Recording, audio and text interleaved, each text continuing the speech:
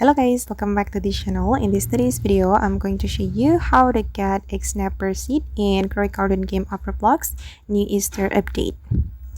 Okay, let's get into it guys. This is one of the new seed from this Easter update, and this is a limited time seed.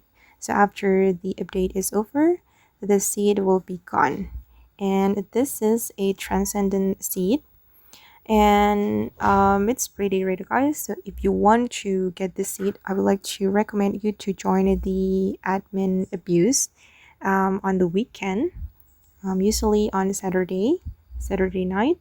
When the admin abuse is coming, you need to immediately join the game, and usually this transcendent seed will be restocked on the admin abuse. So turn on your notification and try to get the Eggsnapper Seed. I'm still working on it as well.